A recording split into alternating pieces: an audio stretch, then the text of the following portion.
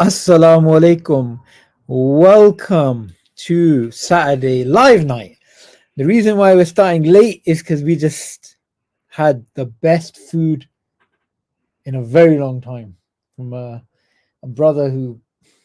How would you describe that food? Everyone loves talking about food. I can't describe the food. I just couldn't stop eating. I couldn't stop. I kept on the potato, the rice, the meat. So MashaAllah. Good. so good, man. What was it? Just lamb and chicken. You'd know more. It is like biryani as well. Yeah. Yeah, very nice. Okay. So guys, as usual, we're going to be inviting people to the studio to have a conversation. Please switch on your cameras before you join. We want the questions to be about the truthfulness of Islam and God's existence and all the usual sort of stuff that we speak about. Also today, earlier on, I was having a look at Twitter, and there's a nice interaction with Sam Harris. He put up this tweet. I made a video on the channel. You guys can check it out. Basically, he put up this tweet trying to promote this murtad stuff, right? And then, you said to him something about how can you justify as a determinist?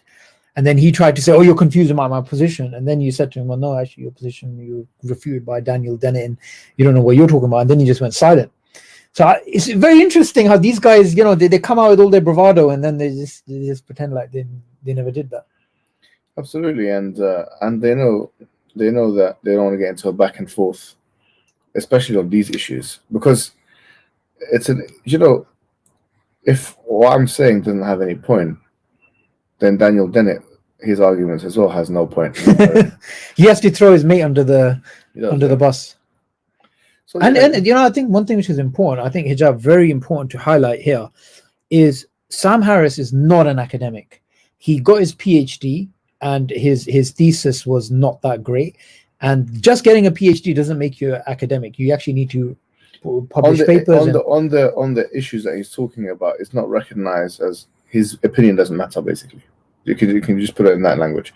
He speaks as if his position is a position to be respected in, for example, the philosophy of mind, or in the philosophy. He's not referenced anywhere. Philosophy of science. He is not. No. He's not. His opinion is not to be respected in that sense. And would you respect, his little pamphlet book that he's written on free will? With all due disrespect, it's not as if there's anything there that needs real serious unpacking. Yeah, he's making a deterministic case, and basically the argument we're saying is, if you are a determinist and you believe that an uninterrupted causal chain of events forces us and compels us to think and to feel and to do everything that we are thinking, feeling, and doing, then you negate the existence of free will. Therefore, you can't mention anything about morality, or that there is such a thing as moral responsibility. How can there be moral responsibility when human being has no free will? And this is the tension. This tension was found or understood by the likes of Thomas Hobbes, and even J.S. Mill, the liberal philosopher.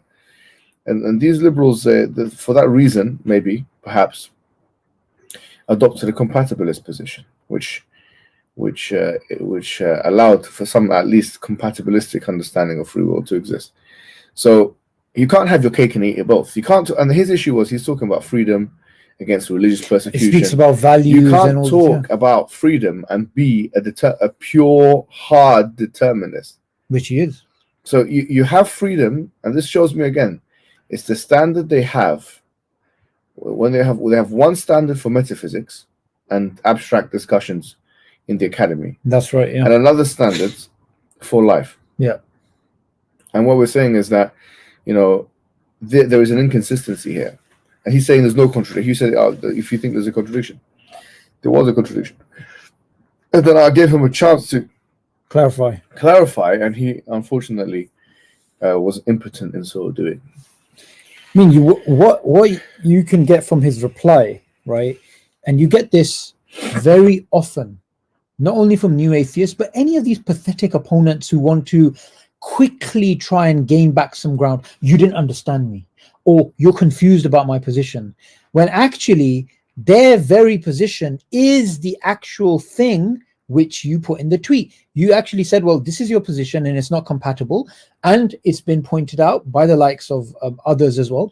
So it's the quickest way of winning an argument. So he said, oh, you are very confused about my argument against free will if you think there's a contradiction there here, as if somebody has to put in an ounce of effort before finding out there's a everybody knows how difficult free will and deterministic thinking is, and how many of these paradoxes and contradictions actually turn up. And then what I actually found funny was once he realized, hang on, this isn't really going the way that I thought, then it's just complete dead silence. But you know, is he really worth, I mean, is he really worth engaging with now? Because he's, a few years ago he was popular, but now it almost feels like he's run out of steam and he's just, you know, chugging along, and his views on his YouTube channel are not that great either. So what do you think? I think that we actually have more to gain. We have, you know, he has more to gain from it than we do in many ways. Like, with all due respect, he is only known in one hemisphere, which is the Western Hemisphere. Our stuff, I mean, people are surprised, but our stuff is translated into Arabic, into Malay, into different kinds of languages. We would be introducing him to hundreds of thousands, if not millions of people across the world, you know, from different backgrounds and speak different languages, for him to communicate with us. And so, in a sense, these people that do tarafwa, or what we say in Arabic, like, you know, they're snobbery, and like, they feel like, you know, everyone is lower than them. Not really, not anymore. Like, to be honest, what are you talking about? Like, you know, oh, who are you? And it's like Gutless Murray. Douglas, sorry, he's like, oh, you're not popular enough or something. Well, yeah, actually, but just before that, you know, you're unknown. Okay, so let's put it this way: when he goes and engages with, frankly, nobodies, or Ben Shapiro feels great for taking on college kids, these guys have no problem taking on unknowns. But when it's actually somebody that looks like they want to challenge their position and they have some substance, then they'll say things like, oh, you're unknown, as if, okay, you're only going to engage with people that are known? Then how do you explain the rest of your behavior? Honestly, I don't care. Wallahi, actually, at this point in time, especially after all that, I don't care. I don't care. You know, I don't care about any of the Gutless Murray or Sam Harris or Richard Dawkins. It would be great to. I think Richard Dawkins is a little bit different. If we can get through to someone like Richard Dawkins, that'll be fantastic.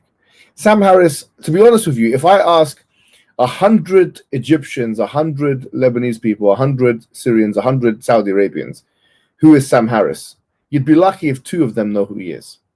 He is unknown in the Muslim world. If I ask 100 Malaysians, who is Sam Harris, 1 of them may know who he is. Well, actually, you know, the sad thing about that, and I think it's very interesting. They act as if they're household names. No, they really are not. They really... If you ask anybody in the Muslim, go to the street and ask who's Gutless Murray. Douglas Murray. He's acting as if he's like he's a huge name, and you know, oh, get out of here! Honestly, get out of here! Honestly, who are you? Like, who are you? Like, honestly, you guys are nothing. I want you to all know you're nothing. You know, if you want to have a conversation with us, we're more than happy to converse with anybody. Whether we don't have this issue, we can speak to. So we go to Speaker's Corner. We speak to literally someone who has no followers. 0 followers. We don't care, man. You know, because, you know, for us, it's not about who this person is and what clout and this and that. We'll speak to anybody, bro. If the person has a good point, they don't have to be known.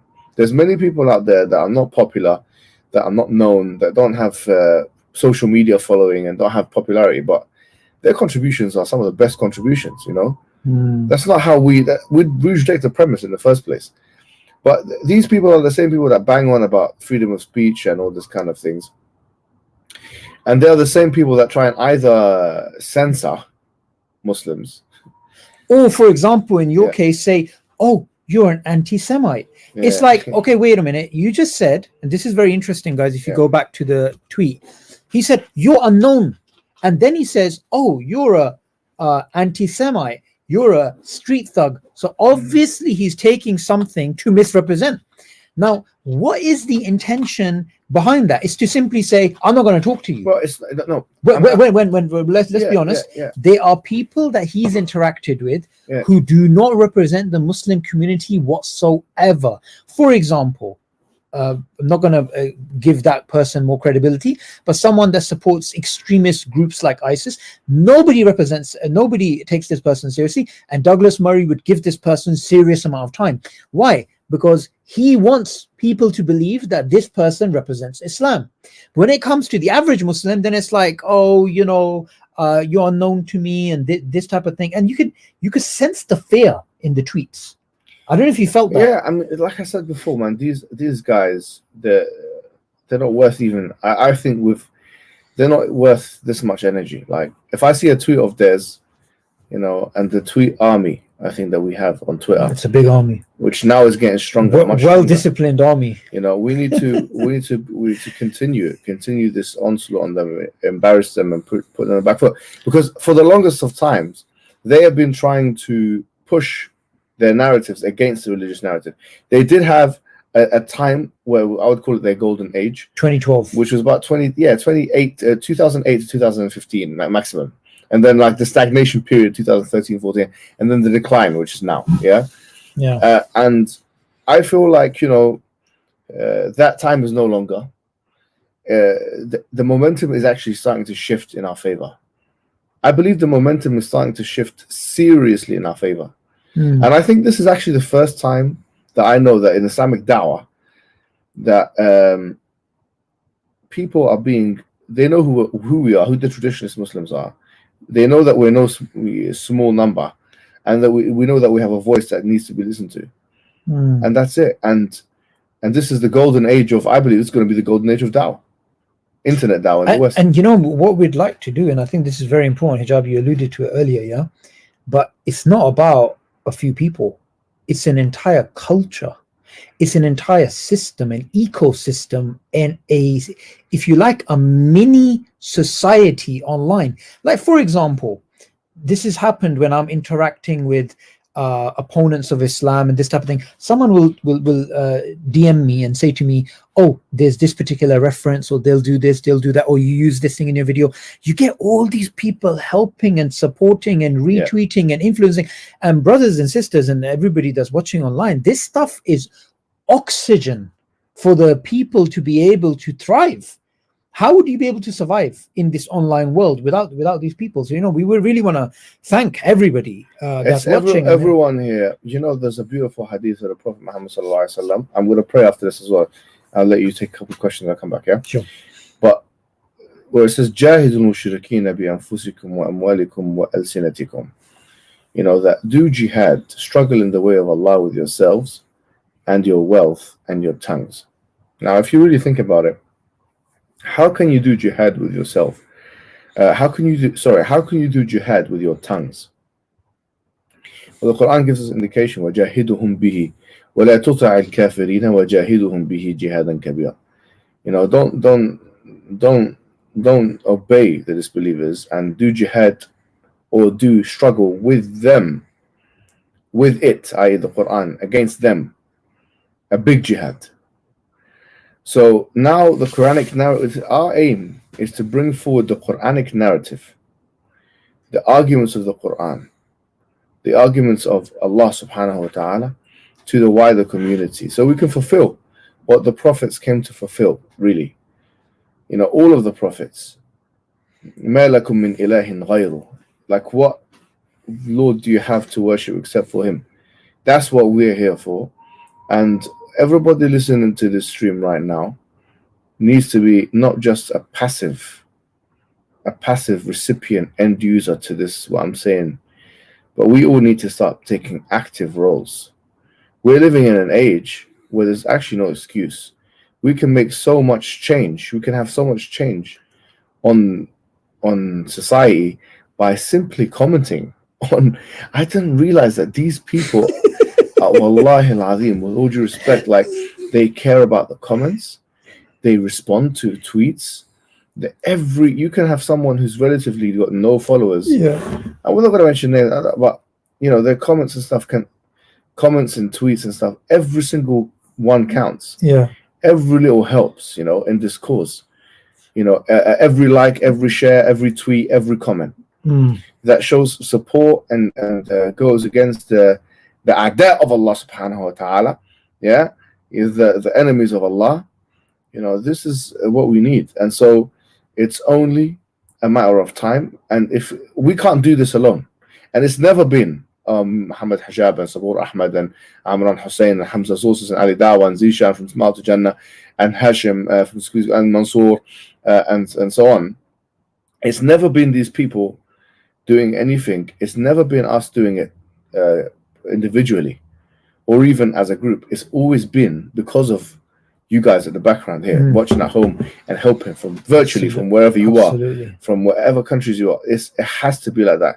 So make sure wherever we are, that you are there as well. Wherever on Twitter, on YouTube, on Facebook, you guys, you have to consider yourself junud, soldiers actually. Consider yourself soldiers. Why not? Consider yourself no longer you're in a state of rabat. Because people nowadays, they watch Netflix and they watch films and they watch the protagonist beat the antagonist and the hero and the anti-hero and the themes and all that. What we're offering to you and what Allah subhanahu wa ta'ala and the messenger is not just a film to watch, but is a role to play. You can be part of this movie. You are the character. You can be the main character. In a story that started 1400 years ago. In a story that started 400 years ago, but we have to be all part of it together. And we need to put the disagreements to the side. And we need to, all these things. And we all have to do it together, because I think we are on the brink of snapping open and cracking open and elevating and turning a new turn that will actually put the dawah mainstream. I believe we could do that in 5-10 years. Yeah. The dawah, which has to be mainstream for it to be understood by the mainstream population, so we can spread ma lakum min ilahin ghayr to the people. Because there's too much people now for there to be one or two people in a town spreading it. We need full-on participation. All of you can't be just watching YouTube videos and seeing people. You all need to do dawah by spreading it. And the Prophet ﷺ, he said, "Ballighu anni walau ayah." Ballighu, which means to spread about me if it's one ayah. Now it's so easy. You have to press one button. How long does it take you to like a video? How long does it take you to make a tweet? Be honest about it. It might take you 10 seconds, 15. We're asking for 10, 15 seconds of your life. Absolutely. And I wanted to add something. Yeah. If I was to say to you, this is the way, the truth, what would you say? Absolutely. And the life, right? Oh, right, yeah. Yeah. So these terms, these Christianized terms, everybody knows. Yeah. For God so loved the world. Do you say? Okay. Yeah. Jesus died so that you could be saved. Why is it that the average person understands the basic tenets of these missionaries? Because they've repeated it, they've hammered it in. So the most hardcore atheist and the most isolated Muslim who's living away from these discourses, they would know, okay, that's them. They've popularized it to a level. Have we popularized La ilaha illallah? No. So they've popularized jihadism or hijab, or they've popularized what they want to. So we need to create a situation where, rather than say for example, Richard Dawkins, rather than him basically saying, the Muslims, him basically saying the word Tawheed, him actually saying the word Tawheed, or another opponent of Islam actually saying, well, Muslims have wala wal bara. Like, they need to start understanding our terminologies. We're not a small fish. We're almost 25% of the world's population. So why is it that our main tenets aren't there in the part of the discourses, right? People need to understand that Islam is a force that's here to stay, and you need to engage with it. It's not enough to simply say, okay, we're going to ignore these Muslims and we're going to talk to these liberal Muslims who, by the way, when they push out these liberal Muslims on TV, or, these popularizers do, who bloody listens to them? They represent nobody. They absolutely represent nobody. So what we need to do is we need to be able to articulate our worldview in a way that the traditionalist Islamic perspective is taken as normative Islam, as opposed to this situation where right now, anything normative, they're trying to say, oh, that's extreme, or that's extreme. Like, we need to actually own that discourse. And we get all this thing about, oh, we don't control Sky News, we don't control BBC, we don't control Fox News. Nobody even watches those things anymore. Social media is far greater than any of these platforms, and there is no or little to none restrictions. What restrictions do we have?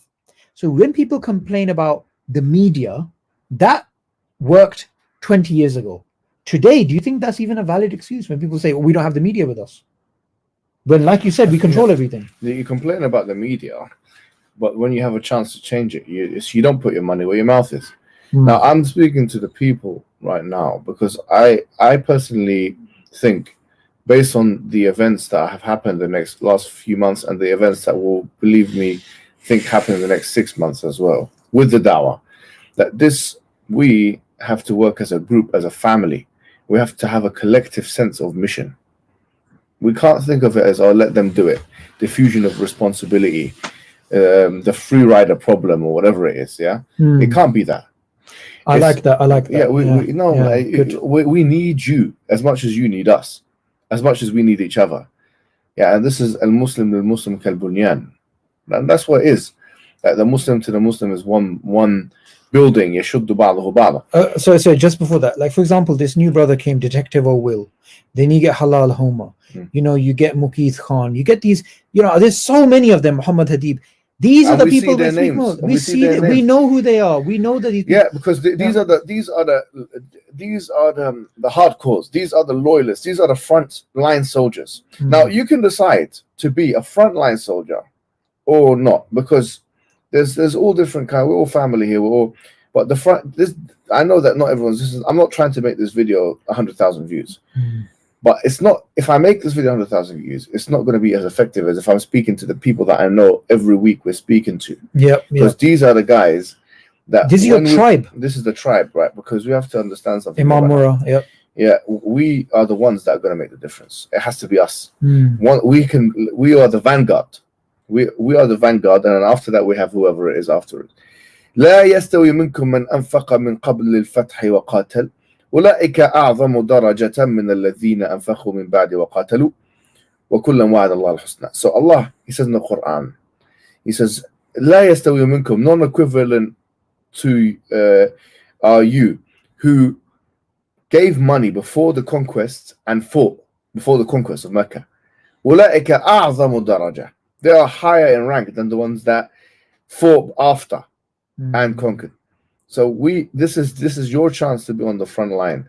Like I said, what's the call to action? Simply comments, tweets, likes, shares. The enemies of Islam are known. The ones who are attacking Islam, do it with precision. Every tweet, every comment you make, every dislike, every like, everything you do that is in the direction of da'wah, inshallah, every single one of it will be like a serious sadaqah, and it will be a serious jihad. It's struggling. This is the jihad of today. We're struggling with the pen. We're struggling with the tongue. We're struggling with our words. We're struggling with our argument. وَتِلْكَ حُجَّتُنَا آتَيْنَاهَا إِبْرَاهِيمَ عَلَى قَوْمِهِ نَرْفَعُ دَرَجَاتٍ مَنْ نَشَاءُ. Allah says that in the Quran. After, subhanallah, after Abraham, وَحَاجَّهُ قَوْمُهُ, when his qawm, his people, argued with him, قَالَ أَتُحَاجُّونِي فِي اللَّهِ وَقَدْ هَدَانِ, do you argue with me with Allah and He's the one who guided me? And then after continues, تِلْكَ حُجَّتُنَا آتَيْنَاهَا إِبْرَاهِيمَ عَلَى قَوْمِهِ, that we are the ones who gave the arguments to Abraham against his people. نَرْفَعُ دَرَجَاتٍ مَنْ نَشَاءُ, we raise and rank whoever we want. We've got the arguments from the Quran. وَجَاهِدْهُمْ بِهِ جِهَادًا كَبِيرًا. We have the wasail. We have the instruments. What is really stopping you? Why you are not are you the kind of person that, had you been at the time where there was actual defensive physical stuff to get involved in, would you have got involved in it? When the truth of the matter is that you can't even share and like and subscribe. Yeah, we have to ask ourselves the question. Oh, you can make 1,001 excuses. Oh, but this brother, he makes this mistake and that brother makes that mistake. Who's not going to make mistakes that are going to make dawah? Who's not going to make mistakes? Are you going to wait another 5 to 10 years for someone to accrue the same level of notoriety as whoever's in the dawah has accrued in order for you to back them? So are we going to put ourselves 5 to 10 years back so that whoever you want, whoever you would have preferred to be in the position of dawah now can be in that position of dawah, so that you may support them. You're wasting all of our time with your excuses, your phony baloney excuses. You're wasting all of our time. Yeah, having people that have akhta but have already made the strides is better than having no one at all. And so get on the train. I'm saying get on the dawah train, because I tell you the next station is golden age. That's the next station. Now you can either get off with us or get out. I like that. Let me pray now. Yeah, absolutely. All right, brothers and sisters, while Hijab is praying, let's speak to people. So can you please in the private chat put in the question that you have, and then also switch on your cameras, and if there's any sisters who want to join, you can you don't need to switch on your camera if you don't want to. Okay, and please post your question. Okay, just before I continue this, I don't want to take a few names and not say another names, but there are lots of people that we want to thank. Brother Wasim from Pakistan, very active on Twitter. Muhammad Hadib from Canada. Halal Homa. Imam Mura's son, Imam Mura's uncle. I'm joking. Don't think that one exists. You get Detective O'Will. You get Full Metal Theist. You get, just post other names that you see. You get these people who are always, doing these types of things. There's this channel called Muhammad Hijab Q&A. They take the videos, they upload them. There's a lot of these people who are doing this great, fantastic stuff. So we just want to thank everybody. Sister Halima as well. She's always there. Fred Manning. That's not a thank you to you. I'm just looking at your comment. Are you actually who I think you are? All right.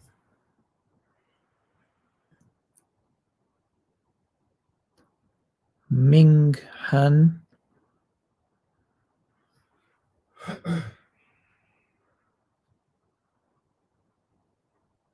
Ming Han, you have to switch on your camera before you join. Ming Han, there you are. Okay. Brother Ming Han, welcome. Assalamu alaikum. It's me again. I was here 2 weeks ago. How are you doing, brother? You okay? Yeah, I'm reading more of Hijab's books. Okay. Do you want to switch your camera on, because it's better? It's easier to interact. Oh, can I switch it back on when I get back into off the show? Okay, that's fine. That's fine. Okay, so I just wanted to talk to you about. I know you're Pakistani, so I just wanted to ask you about the da'wah to Hindus. Yeah. So I've really been going hard at that. Okay. What does that mean? Yeah, this is my question: is why do you think they would accuse us of being immoral when there's things more immoral with them than us in the liberal spectrum? I don't really know much about Hinduism, to be very honest with you. I just know that the best thing on Hinduism that's recently come out is Hashim and Mansoor's talk that they had with some forgotten the person's name, and I was talking to them about how there isn't really even such a thing as Hinduism. It's actually a conglomerate of various different ideologies and belief systems that have been put together, and supposedly this was actually an invention, even the term Hinduism, to encompass all of these religions. So I'm not really sure how to answer that. But obviously what we do is we go back to God's existence, oneness, revelation, prophethood, the basics. Whether you're speaking to a Hindu, a Buddhist, a Sikh person, a Christian person, a Jewish person, whoever you're speaking to, you take them along these foundations. Arguing about whether they have violence in their books or they don't, I don't really see that as useful, to be honest. I don't think it's more of a theological discussion. It's more of a political discussion. They would talk about how for example, Muslims subjugated their ancestors, etc., etc. Yeah, I mean, firstly, what's the point of having that political discussion? Like, there's no point, because you'll say Muslims never did that. They'll say, yeah, Muslims did do that. Okay, what's to gain? Like, at the end of the day, we need to call to Islam. We're not really interested in, not everything. For example, the Mughals who ran India, and before them the Delhi Sultanate. Some of the things that they did, some of the rulers were not Islamic at all. In fact, one of the rulers, the scholars actually did takfir of him. And interestingly, we actually had a session by somebody on takfir a bit earlier. But yeah, he actually got takfired. Was that Akbar? That was Akbar and his new religion. Yeah, that's right. That's right. The other thing to keep in mind, just historically, just something very important. These various different people who are considered today Hindu, but previously they were their own little religions, they were conquering, enslaving, and destroying each other's temples and doing all of these types of things. And I mean, they try and pretend as if before the invasions from the Mongols and before the invasions from the Turkic people and all of this, as if India was even India, or it was just some sort of utopian place where the snake was playing with the child and everybody was happy. And it's just absolute ridiculous reading of history. None of those things were there. The ancient world was brutal. That's just a fact of stuff. But to try and pin down historical events and say, therefore Islam's evil, it's not going to work. You have to basically say everyone's evil throughout history. Yes, it's all political speaking to them, and the Zakir Naik, right? What do you mean? Yes, they shut down like a lot of the dawah organizations in India. Yeah, but the thing is, again, like previously we were talking about Hindus and them saying this happened before the Muslims came, but Hindus were doing this to each other. Like, I don't see the point of these conversations, is what I'm trying to say to you. That we need to just take it back to the go-rap, take it back to the basics of Islam. But anyway, Jazakallah khair, brother Ming. We've got loads of people waiting. Okay, so, assalamu alaikum. Wa alaikum salam, brother. So let me just go back to the chat and see. Okay. Any other questions? Sayyid. Brother Sayyid, your question. Assalamu alaikum, can you hear me? Walaikum salam. I can hear you. How are you doing, brother? Alhamdulillah, I'm good. Yeah, just something regarding theology. Is it better for us to study topics like the tafsir, hadith, fiqh, or just delve into talking about how to defend against liberalism, LGBTQ? What's your perspective on that? So in the chat, you wrote something slightly different. Maybe it's not that different. You basically said, in a nutshell, is it better to study Islam or study defending Islam? Yeah. Like in terms of Islam, the theology of Islam, or against non-Muslims, for example, the Kalam cosmological argument. Yeah, the thing is, it's every single Muslim gaining knowledge is an obligation, and it's very hard to believe that people can be in their 20s, their late 20s, early 30s, and even sometimes 40s, and they don't know the basics of Islamic creed, Islamic fiqh.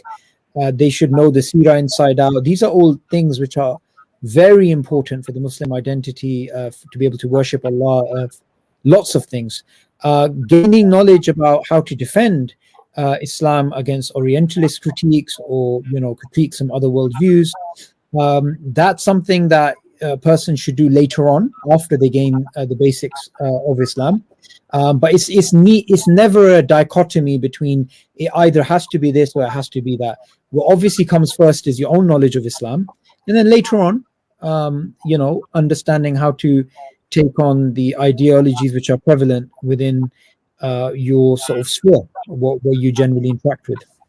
The problem is this, that a lot of people say, that who are you to start delving into topics outside of Islam in terms of like we're using the Bible against Christians when you yourself are not very practicing or understand your own religion. You don't take regular hadith classes, you don't understand like Riyadh Salihin, you don't know your own fiqh of Salah. There are like Surah Fatiha. Can you recite yourself in front of the Imam or not? Because there's ikhlaf within that. So it's like, do we need to have some kind of structure in studying? Because there's not many people that are studying with a structure, the theology. Or should they go to something like Sapiens Institute and learn from there? Thing is, Sapiens Institute is not there to give you knowledge about Islam's jurisprudence and Aqidah and these things. The thing is, I don't like, because I'm not talking about whoever you interact with, but sometimes I've interacted with people whose intention is actually to dissuade people from the dawah. And they would say things like, yes, fine, you may know this, but do you know this? Aha, why are you giving dawah? I'll give you an example. Someone tried this with me once. They asked me for each of the surahs of the Quran has a theme. And then within the themes, you have sub-themes. So he asked me a question like, do you know the theme of this particular surah? And this is my early days of the dawah and early days of these types of things. And I still am learning, doing tafsir and doing all these types of things. And the person, once I didn't give the answer to what is the theme of this particular surah, aha, how can you give dawah? And other people would be like, oh, how can you give dawah? You're not reading the Tahajjud. And I honestly, I just think these things are childish. I'll be very honest with you. Like, for example, I give it from my point of view. So let me just complete my point. What I'm trying to say is, as long as you know the basics, the bar shouldn't be put up so high that you can't tell your, for example, your neighbor is somebody who worships other than Allah, that you can't tell them that no, worshipping us other than Allah is wrong. And someone says, no, you can't say that because you didn't attend this scholar's classes and this and this and this. Like, do you understand? There's a false dichotomy being made. Yeah, when I speak to a lot of people that study theology, they're like alimas, or that are scholars, and I say to them, I know very few surahs by memory, like the last 10 surahs, Surah Fatiha, Ayat Kursi. But when I say I know ayat in terms of dawah, like where you create from nothing or where you created of yourself, and there's another ayah, if there were two creators, there will be destruction. So I'm more of someone that knows particular ayahs for dawah. Or should I be more focused on memorizing more surahs for masala? The thing is, again, there's a false dichotomy being made, right? Okay, so theology, which one would be more of a higher preference for me to do? No, but the thing is, again, like also can I add? Yeah. It depends on who you are and where you are. Do you know that? It really does. Like what? Let me give you an example. Say you are in a village and there was just you and your family in that village, and the village was a non-Muslim village. Yeah, it was completely not, like it was a 99% disbelieving population and 1% believing population. Now it's true to say that okay, you need to learn first, but the Prophet also ﷺ, he said, "Ballighu anni walau ayah." Now, do you need to go and memorize the whole Quran before you tell your neighbor that they only got one God worthy of worship? Yeah. That's my question. So it really depends on who you are, where you are in context, and what you're capable of, and whether you're a sheep or a shepherd. What else it depends on, bro? To hold you respect, it depends on your personality structure, your temperament. If you're a placid type, if you're the kind of person to get your arm twisted, or whether you're the kind of person to twist the people's arms. Are you the kind of manipulated person, or are you a manipulator? What are you? Like, it really depends on who you are, what you are, where you are, what you know, who you know, and all those factors. There is no one size fits all to these questions. It depends. It depends on a myriad factors here. But obviously, whatever you're doing, خيركم من تعلم القرآن وعلمه. The Prophet ﷺ said, the best of you are those who learn the Quran and teach it. So you should be doing your Quran, you should be learning that, memorizing that, you should be going through the basics of fiqh, like you said, and how to pray, and the arkan of salah, and the wajibat and the sunan, the mutammimat. You should be going through you should be going through aqidah, the mutun of aqidah. You should be going through all of that. Why not seerah? But I just wanted to clarify. You just came just now, so you may not have heard some of the things I was saying earlier, and what Brother Sayyid was saying as well. It's about the intention with which sometimes people bring up these contentions, right? Exactly, yeah. So, for example, I know somebody who ran a dawah stall, and they were out there giving dawah. They were doing their basics of Islam, Exactly, yeah. all this stuff, and a student of knowledge came up to that stall and said, "How can you give dawah and this?" And the person shut down the table because this alim told them, "You can't be doing this." The thing is, there's some people who they're doing this with the wrong intention. Exactly, right? And they might be stopping something that they can't reproduce. Yes, I mean. And so, for example, like it's false to assume that those who have the most knowledge are the most effective in dawah. That's not been our experience. No, I don't agree with that. What do you mean? No, I mean, like, for example, you can have someone with who's a alim, like a mufti, a mujtahid, but put him on the streets of Leicester Square, and he will not be able to convey Islam in a way that someone who knows one juz of the Quran memorization. Oh, I see. Yes. And he can convey it. So why are you stopping khair? Why are you stopping the people from coming into Islam? Because you have prioritized ta'lim for yourself rather than dawah. Not everyone is the same. The majority, not obviously the majority, many ulama will not be able to do what the du'at are doing on the streets of Leicester Square. And I'm not talking about du'at and speakers calling out. We're not trying to zakki anfusana. We're not trying to serve praise here. We're saying that I've seen brothers that in Leicester Square and Kilburn, in all around the North England, you have these dawah stalls, and I've been around people. These dawah stalls do great work. People come into Islam, 4 or 5 people a day. Why are you stopping this work from being done? Because you're arrogant, because somebody's arrogant and saying, no, they have to memorize Kitab al-Tawheed before you begin. You know the interesting thing that you just mentioned. Okay, so brother Sayyid, we have a lot of people waiting. One more quick point. When I was talking to an alim, he's a hafiz as well, and he goes, how much of the Quran have you memorized? I go, I'm more into the philosophy side. And he goes, who do you take from? I go, I take from like Muhammad Hijab. I've got his book from Amazon. Obviously, I'm not on the level of Muhammad Hijab. Well, don't listen to Stephen. He said it's a bit dangerous to learn about philosophy. No, brother, I have to say your answer to his question was wrong. Yeah, if someone's asking you about your knowledge of the Quran, and you talk to them about Muhammad Hijab's philosophy, it's a category mistake. You got brothers here in the office laughing. He's laughing as well. Yeah. Don't tell them. So what it is that you answer the question. You should by saying Sabur Ahmed. Okay? Yes. the answer needs to be, yes, I'm going to do this for the Quran, do that for the Quran. It's not a thing where, okay, I'm not learning the Quran because I'm learning some philosophy argument. No. What I meant is that. No, brother, I mean, if I was in his position, I would tell you the same thing. I'll be like, what are you talking about? I'm asking you about the Quran, and you're saying you're learning Muhammad Hijab's. Can we say something? These guys, if they're saying things like, "Oh, you have to memorize the Quran before you do dawah," yeah? No, they're not saying that. No, some of them will say stuff. He said I should be knowing Arabic before I start going to watching Muhammad Hijab's videos on philosophy and different Islam from that point of view. Well, why not, man? We're going we're doing an Arabic course as well, so you can watch those. But brother, that I totally disagree with.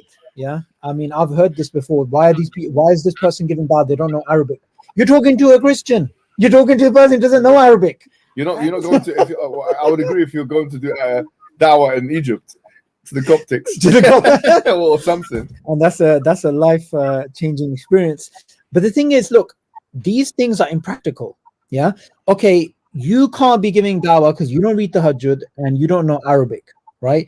Well, to tell your Christian colleague at work, that we don't believe Jesus is the Son of God, how much is of the Arabic, knowing the Arabic, or do you need to recite to him the verses with perfect tajweed in order for him to understand in a language that he doesn't speak? Like, honestly, it is absurd. It's crazy. So what it is It doesn't make any sense. it not only does It inhibits the dawah. It inhibits it. I'm sorry to say, but I've met people. They're pushing people to the hellfire. I'm sorry to say, They're pushing people to the hellfire. I spoke to a scholar about this. Because what it is that they're stopping. Look, think of it. Think of it, right? Yeah. Effectively, those people who are getting involved in this and saying stuff like that, they're saying, okay, we don't care about this hidayah of these people, because what we prefer is the Muslims being as these people. There's people that come into this. If they were just to stand there in the streets of Kilburn or wherever it is that was done, and they see people coming into Islam, and then later on they have body systems impaired and this and that, and they learn how to pray. But 10,000 people became Muslim last year in Aira. Many of the du'at in Aira, 10,000, right? Wasn't it 10,000? More than 10,000. Bro, imagine if we had to imagine 10,000 individuals, okay, they're being stopped from coming into Islam because of their criterion, which is impossible. Yeah. Because these guys, they don't know what we're talking about. Well, I just wanted to, you're absolutely right, Hijab. Yeah? I just wanted to add something to this, which is very important. And 10,000 people that will get married. Yeah, no. And that will have children. That 10,000 people in 10 years' time, maybe not 10, 20, 30 years' time, will be 100,000 people. No, but I actually spoke to a scholar about this, who I'm not going to name. I asked the scholar about this. I said, why is this? Where there's certain people who want to get Muslims, they want to discourage people, and they also get Muslims involved in these pedantic issues rather than talking about greater issues. And in a summary, his answer was basically because, and he's a scholar, he said it's because they can't do it themselves. So they're trying to stop. Yeah, I was shocked. He said this. He said because they can't do it themselves. Okay, did you know what is sad to say? A lot of the ulama and muftis and mashayikh are pro dawah. No, of course they are. No, but a lot of them, the one, do you know, those ones who are against it or who are criticizing the du'at, they're the biggest failures, with all due respect, and they should be humiliated. Do you know why? Okay, that's a bit harsh. No, they should be. I think you're going to agree. Let me explain why. If they're saying these du'at or whatever, and they're attacking the guys that are on the streets, I'm not talking about us. I'm talking about people on the streets giving dawah and giving pamphlets and giving leaflets. We'll get him in there. No, not yet.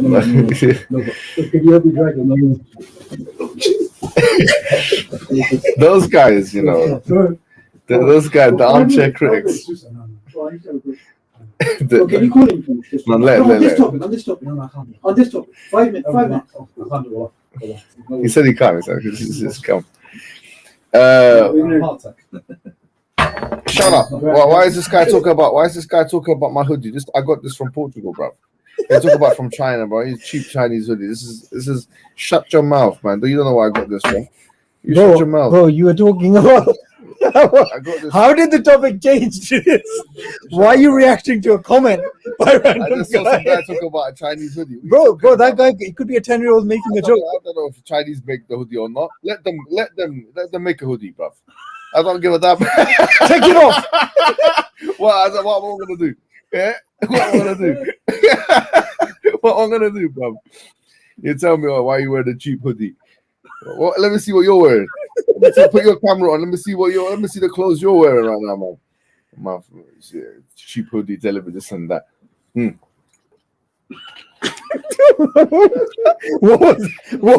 What was that about? I left you here talking about an important topic. Yeah, I came back and having a go at somebody about a hoodie. Anyway, so these armchair critics, they're losers. These mashayikh, the so-called muftis and whatever, they're attacking the du'at out there. They're doing greater work than them, with all due respect, because these guys have memorized Quran. But what are you doing? You're just sitting around in your masjid and attacking people from other sects. And what are you doing? Well, I'm glad to say they're a minority. These people are minority. No, in fact, you memorize Quran, but you've never spread it to. You're living in a kafir land. 95%, or let's say 93%. 93% of the land is disbelieving. You have memorized Quran. You might know what the recitation is, but you have not spread the Quran. So you've left it to these other people who are less qualified than you, and you're complaining about them. Do you know what it's like? It's like surgeons at home, and you're not even surgeons. You're doctors at home complaining about the paramedics that they're not doing a good enough job. Why are you at home for? You go and do their job. You go and help them out. You know what I'm trying to say? If you're more qualified than them, then you take their jobs. You do what they're meant to be doing. Yeah. Let's thank you, brother Sayyid. You know what I mean? We'll move on from that. Jazakallah khair.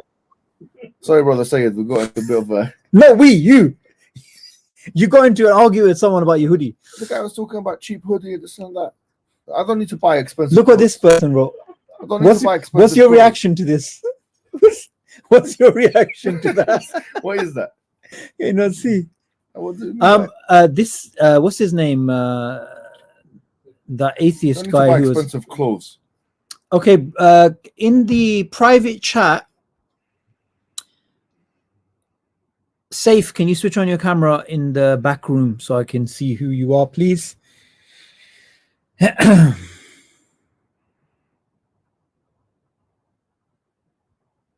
you can turn it off before you come. Yep, just switch it on and then switch it off. Switch it on for a bit longer, please.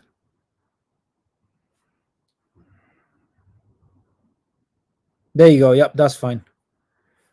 Okay. Assalamu alaikum, Saif. How are you doing, brother? Alaikum assalam wa rahmatullahi wa barakatuh. How are you guys? Alhamdulillah, good. Alhamdulillah. So I've been giving da'wah to a friend of mine in my class, and alhamdulillah, he went from being an atheist to a theist now, right after the necessary being argument and everything. MashaAllah. He asked me a question. He told me, okay, he said, I agree with you, there's a necessary being in all of this, but how can you jump from this necessary being having a will? So I told him, well, he has to have a will to create. And he said, okay, well, how can you prove he's all loving or all merciful or all of that? So I was wondering how you can do that. So there are some sifat of Allah that you need to prove ipso facto through the revelation. So at this stage, so long as he's accepted that there's a necessary existence, independent being, then he's accepted the samadhi of Allah. Now, all you need to do is assess what kind of relationship is the most appropriate between you and the necessary being, you and the independent one. And what we're saying is that just like everything else in creation is submissive, so too you must be submissive. The main marked difference between you and everything else is that everything else is involuntarily submissive.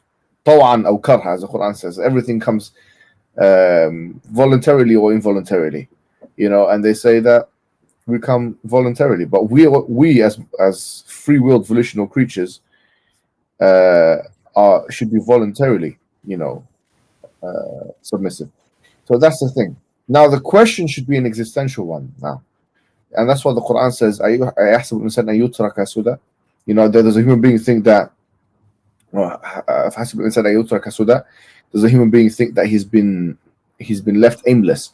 So now the question should be about purpose of life and stuff like that. Because if we get him on this, then from that we can transform the question to more meaningful notions of, okay, what's the relationship between you and the independent being? And we're saying, is it a purposeless creation? Is it a purposeless relationship, or is it a purposeful relationship? We're saying the latter. Now, if this is the case, should the human being be guided by the creator or the necessary existence of the independent one, or should he not be guided? Now, if he says he shouldn't be guided, and there should not be guidance, and there should not be purpose, and all of those things, then I believe at that point, that person is being disingenuous to their own instinct. And if they want to continue being disingenuous to their own instinct, that's their own prerogative, but you've done your job. Because at that point, you see, this is the Quranic argument. And there's nothing further you can do than narrate the Quranic argument. The rhetorical question the Quran says is, does the human being think that he shall be left aimless? Now, once you've triggered that on the human being, that you're not to be left aimless, and you're not purposeless, and you're not here for no reason, and the human being is insistent that actually we are aimless, and we are purposeless, etc., that at that point you can't really help them, because that is an indication of their insincerity. If human being decides if human being decides that I have no purpose, there's nothing you can do to bring them to Islam. If that's the decision, then you leave them alone. Then khalas, you've done your thing. So if you ask them what's the purpose of life and you say there's no purpose, then khalas, it's done. Because you know why? Even neurophysiologically, from cognitive science perspective, we have an instinct to believe in purpose and teleos. This is almost this is consensus now in the literature. And just on this point, there are studies in anthropology, which are about societies that lose meaning, and those societies that lose meaning, those tribal systems, they basically die. They actually die. You have to have a drive, a desire, a meaning, an ultimate purpose. It is the oxygen, the metaphysical oxygen for you to actually live.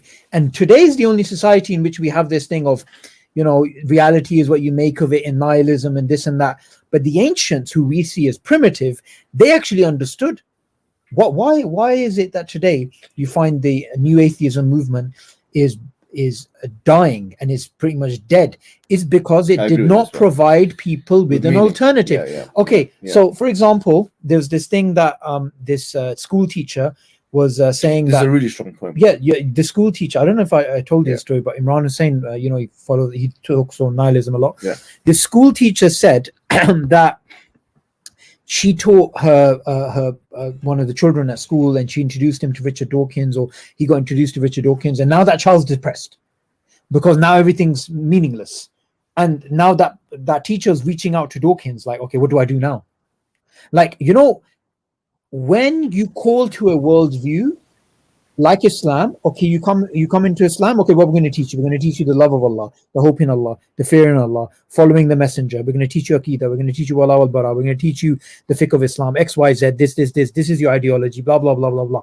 You got a whole myriad of things which put together a comprehensive way of life, which will, we know, lead to happiness, which is in the remembrance of Allah. But okay, I want to be an atheist. Okay, you're going to be an atheist. Okay, what should I do now? Okay, reality is what you make of it. Okay, it sounds beautiful as a soundbite, but I'm a spiritually thirsty person. What do I do? Practice mindfulness in the morning. Honestly, it is incredibly sad. It's incredibly sad that you invite somebody to your house, and rather than welcoming them in from the cold and giving them some hot tea and giving them like the food we had, instead they open the door and they see an empty void. That is honestly the perspective of atheism. I get depressed thinking about, if I was an atheist, what would be the meaning of life? Somebody had this funny video on YouTube. What would an atheist say in a funeral? I hope that person's in a better place. Oh, no, not better place. Their rearrangement of matter, and you will one day see them. No, actually, no, you won't. One day you'll become fertilizer. It's mad because actually, I remember when I was in year 11 or 12, a good friend of mine who's an atheist. His mum was stuff like but his mum was an atheist as well. Yeah, he's a good friend of mine because we grew up together from primary school days, and his mum died in it. She was older and stuff, and she died in it. And I was on MSN Messenger because back in the days we used to have MSN. Do you remember that? Yeah. We used to have MSN Messenger. Yeah. Oh my god. And he was memories. He was like, we were doing MSN Messenger. He MSN Messengered me the day before. He was like, what shall I say in the funeral? But imagine he's asking me that. Wallahi, do you know what I said? I didn't know what to say. I was thinking, I don't know, man. What should I say, man? She was suffering from this, but she might be suffering even more now. She was. We can't talk about the afterlife. You can't say she's in a better place. You can't say you're gonna. You can't say. Like the suffering, like what we as Muslims say is the suffering that she went through got rid of her sins, or once a person is dipped in Jannah, they forget all of their hardships. What can you say? No, trust me, man. I don't know what I wrote, but I wrote something, and he was like, "Oh, thanks." He wrote one word because he knew that I was, he can't do. There's nothing that, I'm a Muslim. What are you gonna ask him, bruv?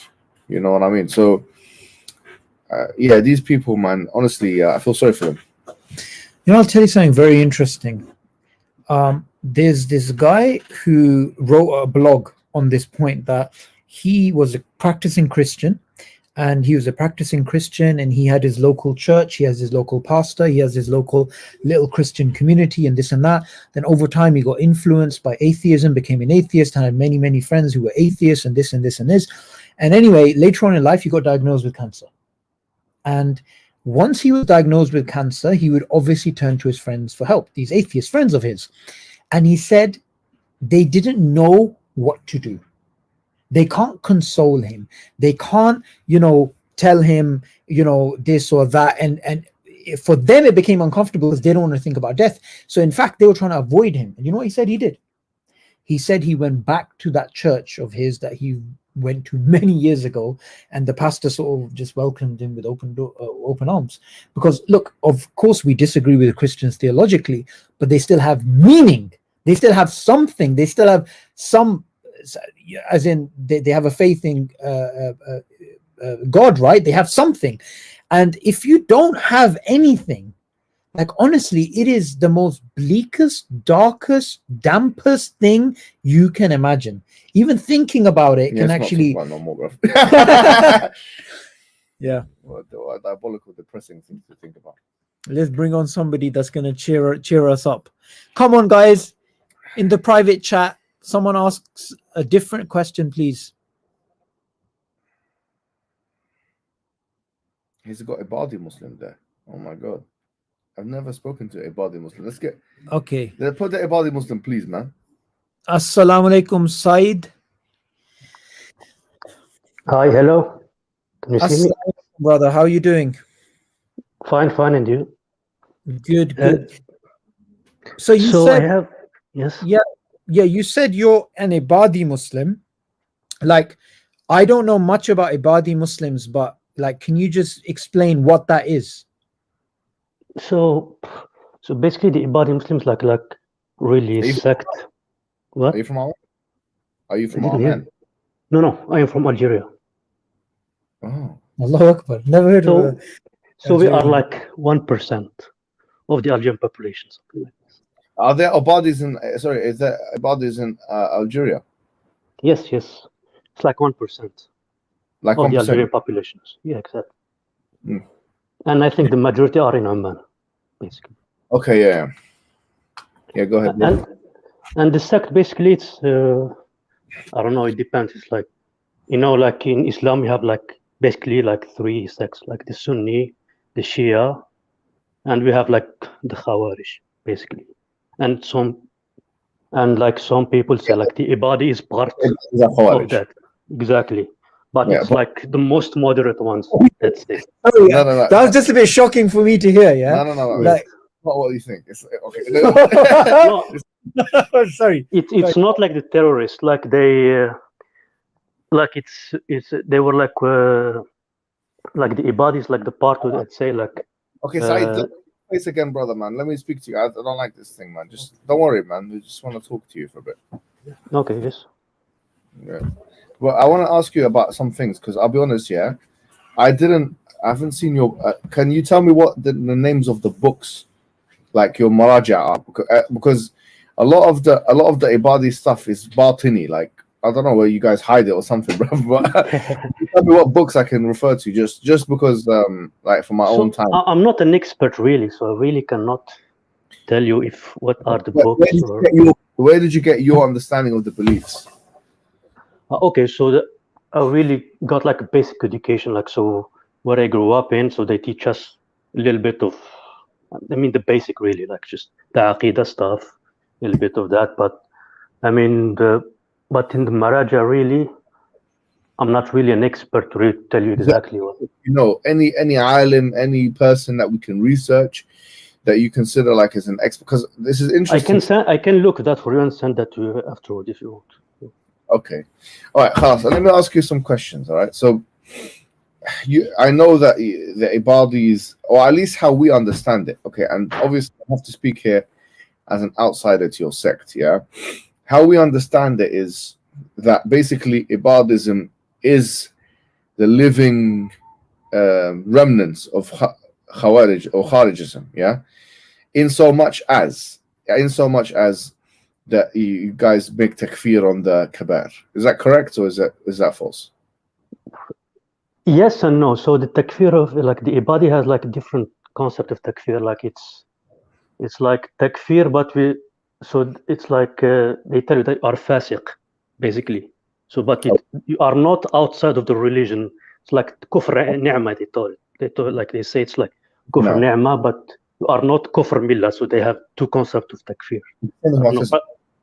I think the Sunni has also something similar, but I'm not sure. Is you don't have manzila, but you don't have something like manzila bayna manzilatain, right? Do you have that? I'm not sure. So this I'm not really. So kufr ni'mah, you say, yeah? Yes. It's like basically a Muslim who is really not practicing, who's doing nothing. Like it's like a fasiq basically.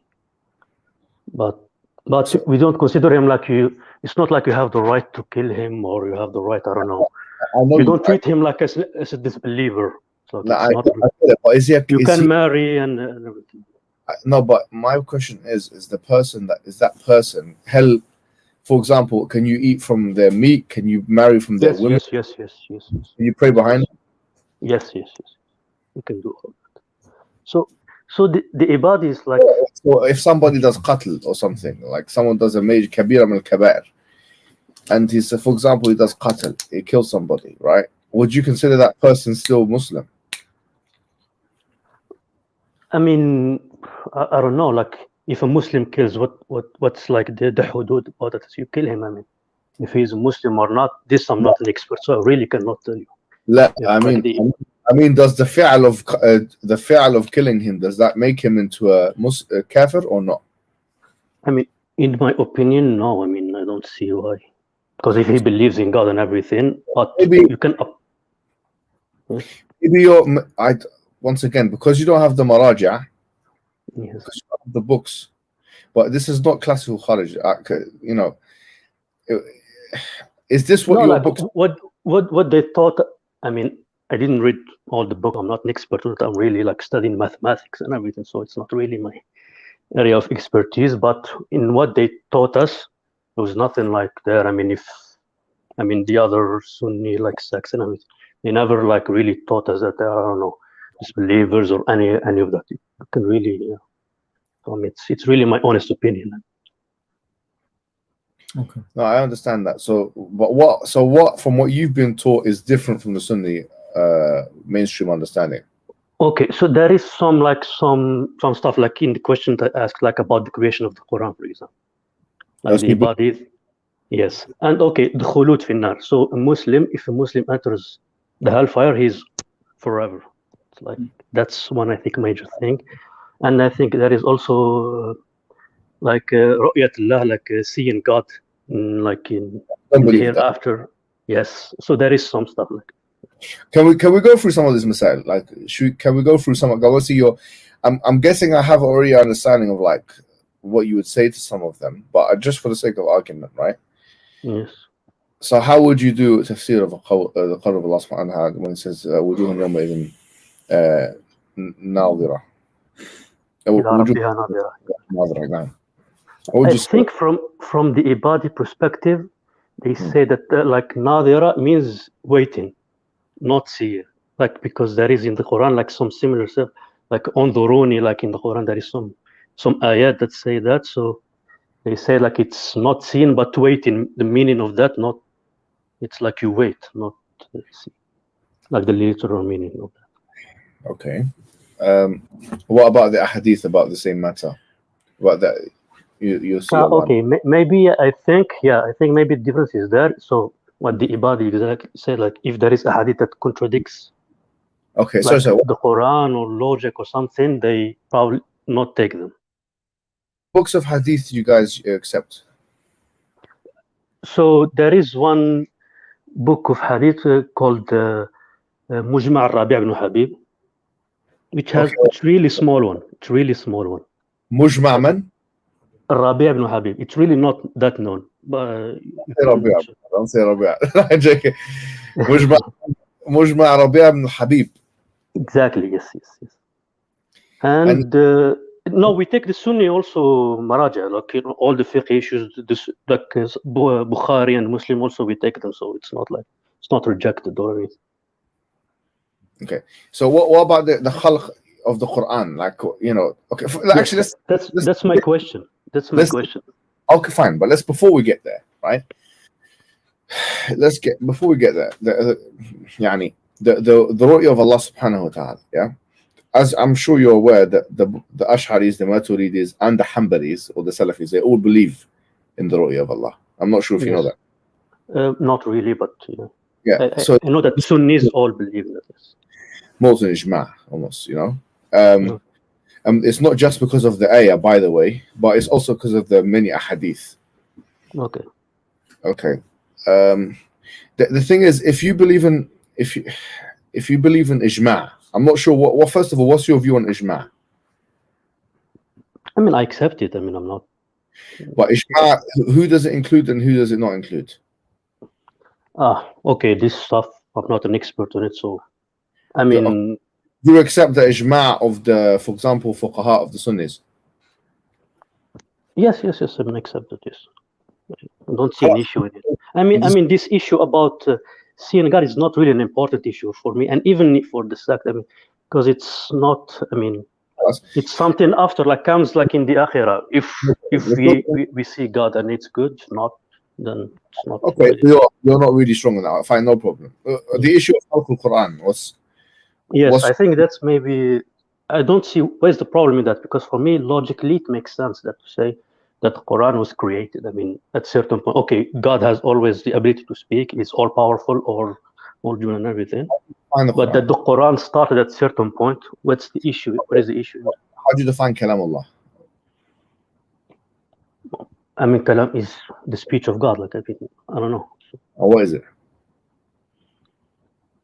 I mean, it's the ability to speak. I don't know. So it's like. Okay.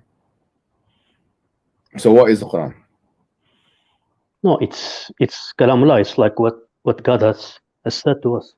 Is it harfun wa sawt?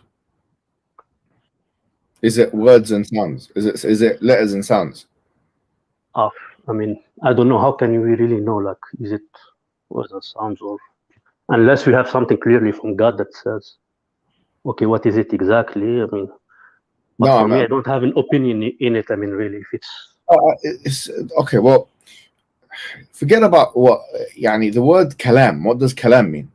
What does the word kalam mean? The word in Arabic, kalam. Speech. What does the word speech? Okay, speech, yes. And what is a speech? I mean, I don't know how to answer it exactly. What's the speech? Is like what speech? Like, I don't know. Let's start with the word. Let's start with that. Maybe that's where we should start. Because even the Mu'tazilis who believed, like Ibn Jinni, I think he was a Mu'tazili, right? Was Ibn Jinni Mu'tazili? The one who wrote the Qamus, and he's also referenced a lot in Lisan Arab, in Ibn Manzur's book Lisan Arab. So the understanding of speech is alfadhun, or words that are used from one qawm, that basically, or one people that basically communicate ideas, okay? And obviously Ibn Malik, he said about it, كلامنا لفظ مفيد كاستقم واسم وفعل ثم حرف كلم. So it's a لفظ مفيد, which means it is a beneficial statement, okay? So لفظ مفيد, okay? Now, how we understand, are we in agreement that that's what words mean, or speech, or kalam? Yes, I have no issue with it. So kalamullah is the speech of Allah. So Allah subhanahu wa ta'ala now is doing alfaz mufida. Okay, yes. Now, how is he doing that? Is he doing that through his khalq, or is this a sifa mustaqillah? No, I mean, it's like the ability to create. I mean, he always had that ability, but at a certain point he created. I mean, for me, like the Quran is the same thing. He had always the ability to speak in speech, and then at a certain point, like he created the Quran, or I don't know. something. When Allah says, وَكَلَّمَ اللَّهُ مُوسَى تَكْلِيمًا, yeah, He spoke to Musa a speech. Now, here's the point I'm making: is that different from His khalq, or is it the same? Well, okay. I don't know. It's like saying know that why? God has a voice. I mean, yeah. I No, mean, no. Let me explain something, because let's look at the matter quite logically. Yeah, if the khalq of Allah, if the speech of Allah was a subset of His khalq, okay, then what differentiates it from it?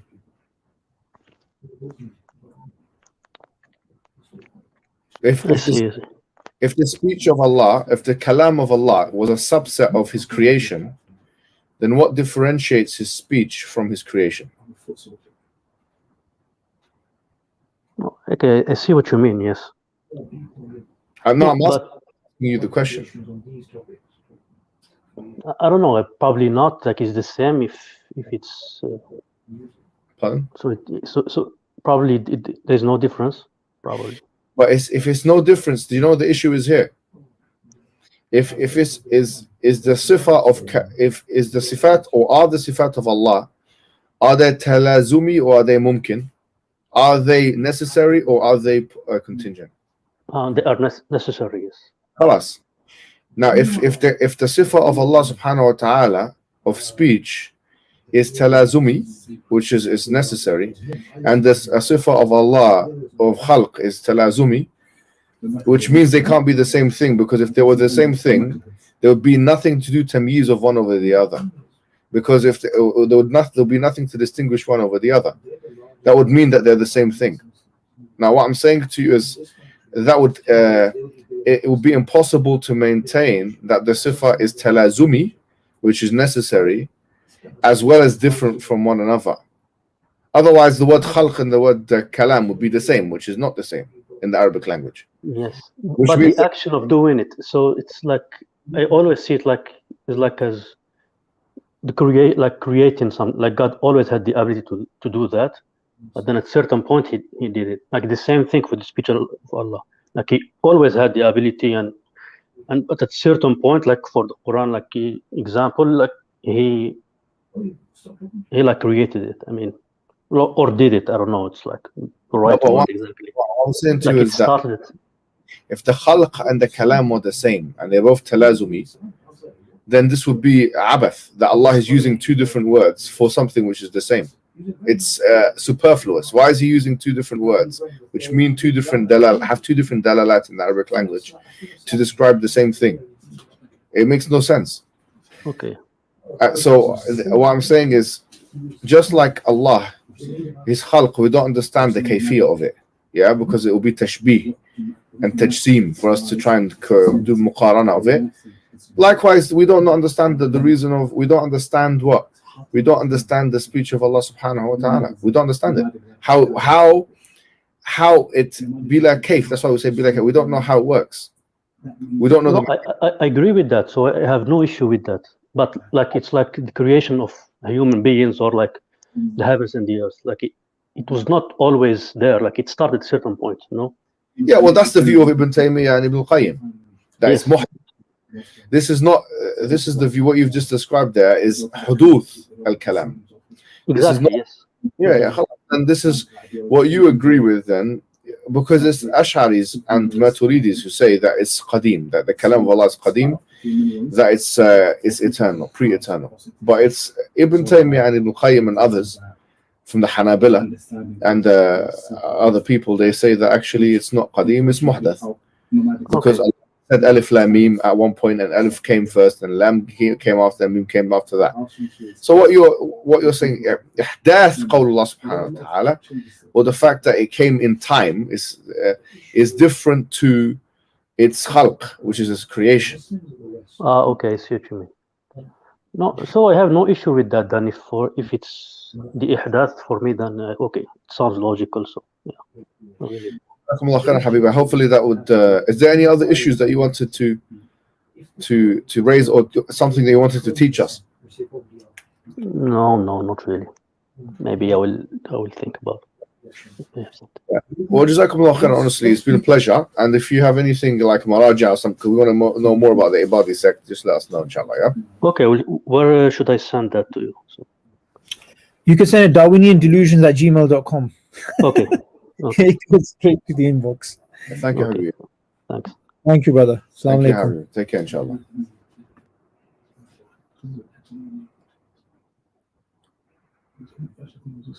Sayyid Ahmed. Can you switch on your camera, please, for a second before I add you, brother Sayyid Ahmed?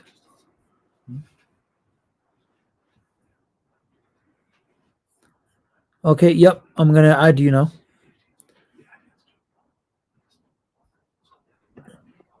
Assalamu alaikum, brother Sayyid. How are you doing? Good, good. How are you guys? I'm good. Can you speak a little bit louder? Can I turn off my camera now? Yeah, you can. Yeah, you can. Assalamu alaikum, and I'm a big fan of Muhammad Ijab. Oh, who isn't? That's what, brother, you have to say, if you're a big fan of Muhammad Ajab, even if you're not, you have Be to humble, say, brother. You have to say, I'm a huge fan of Sabur Ahmed. You have to, man. You have to say that. But I just love how he destroys people and how he Yes. talks. I have a Well, question. this is the way. What's that thing you're doing earlier? The Syrian thing. I don't have the energy to do that no more. That was really funny, though. I don't have the energy. My question is about the philosophy of Ayn Rand, objectivism. Yes. Do you have any thoughts about that? Well, Ayn Rand. One thing I find, to be honest, I didn't read much about her views on objectivism, but I have read a lot and seen a lot about egoism. Okay. And so, in terms of objectivism, I need to go back to the literature. I'm aware of Ayn Rand for reasons. I've seen her debates and I've read her material on egoism and contradistinguished it with a lot of self-aphorism. And to be honest with you, I just feel like Islam is not an egoistic religion, and a good barometer for that is if you go and watch Ayn Rand's stuff and you come and you agree with a lot of what she's saying. Not like everything that she says is false, but if you see yourself agreeing with her a lot, then you're probably far away from the spirit of Islam. So this is actually it's a good thing. But objectivism, I have to go and see what she says about it. She is her student, her main disciple. I forget his name. What's his name? With nihilism, it deals with like how nihilism and mysticism, objectivism is kind of like dealing with that kind of Yeah, I need to go back and look at that. I look at what she says about it. So, what would be the question? So if you come next week, I'll have something for you. About selfishness and self-interest. Yeah, so that's more egoism. I'll say we've got something coming out. We've already recorded something with Sapient on this. So watch out. Probably in the next couple of weeks, it'll be out. Ayn Rand, she kind of we explicitly Immanuel Kant. She kind of criticized Immanuel Kant and every philosophy. Yeah. We have a lot of stuff coming out that in the next couple of weeks. So watch out for that, inshallah. Yeah. All right, Habibi. Take care, inshallah. Yeah. All right, yeah. You sort it out. Yeah. Let me sit down. I'll be back. Yeah. No, sorry. It's funny, yeah.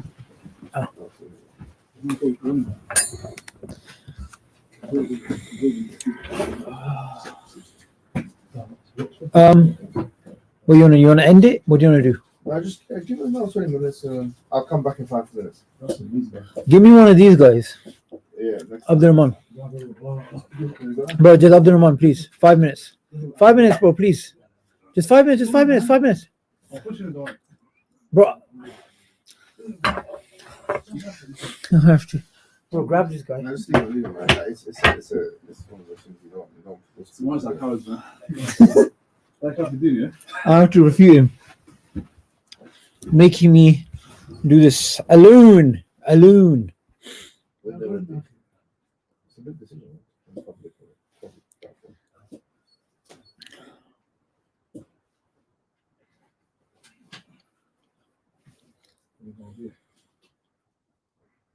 Okay, I'm trying to see the questions.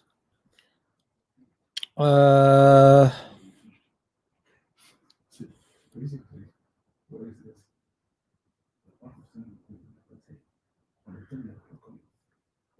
That's not is لا مسلم كافر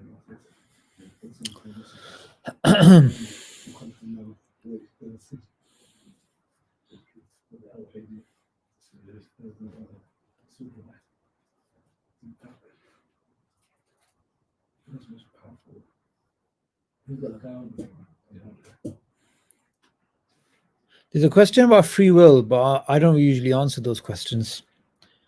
You don't have a crack at it, hijab. No, I won't. You shouldn't have had that much biryani, bro. I think that's the problem. You know what happened? We just ate before going live, and we stuffed ourselves. It's such a bad decision because I'm going through that graveyard. I'm just smashed. Allahu Akbar.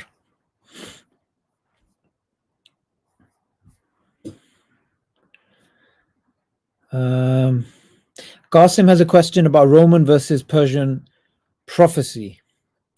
So who is that? Qasim? Where is Qasim? Switch on your camera, please, brother. I can't see Qasim. Where's Qasim? Ashraf, Bilal. Is that you, Qasim Ali? Were you asking the question about Roman and Persian prophecy?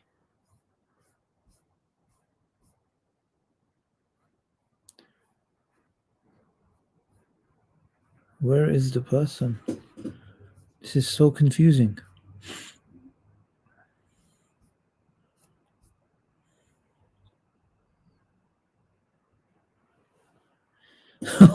Muhammad Sifat, I'm going to add you because your question is brilliant. Yes, ask your brilliant question, brother. This question made me laugh. You need to ask it and listen to this, guys. Listen to this, yeah. Repeat your question that you wrote in the chat and say it loudly. Assalamu alaikum. Walaikum salam.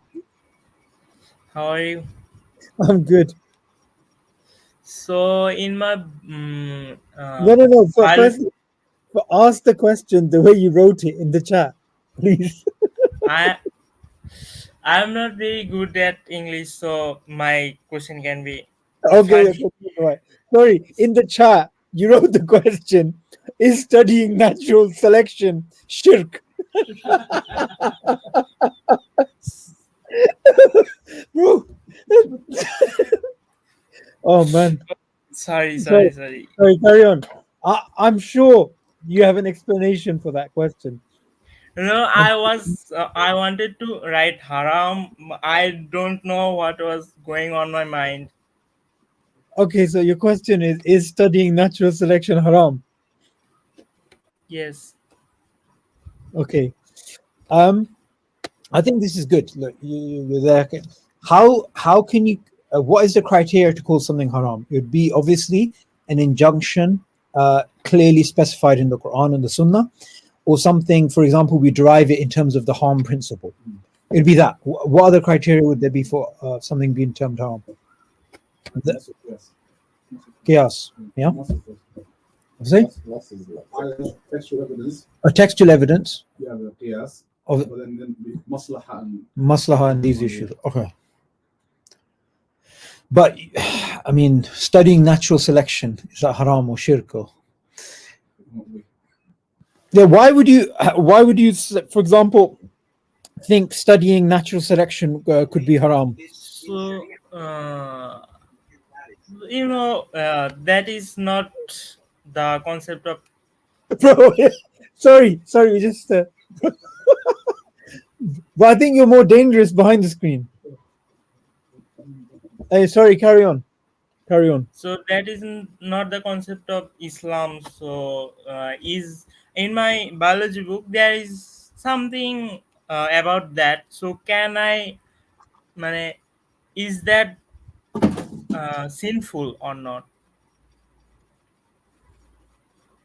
The thing is,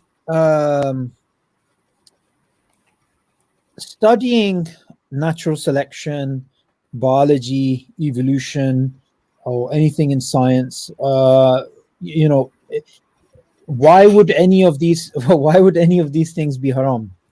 The main thing to keep in mind is that you know, I've got a talk online about the philosophy of science, how we understand evolutionary science, what we can, how we view it within our epistemology, within our way of thinking, and you know, essentially, natural selection itself has many different meanings. So you have a sort of Dawkian's understanding that natural selection is a blind watchmaker. It can create all of the novelties that we see in the biosphere and our biochemistry, our genetics, our anatomy, our linguistics, what we see in paleoanthropology and bioinformatics.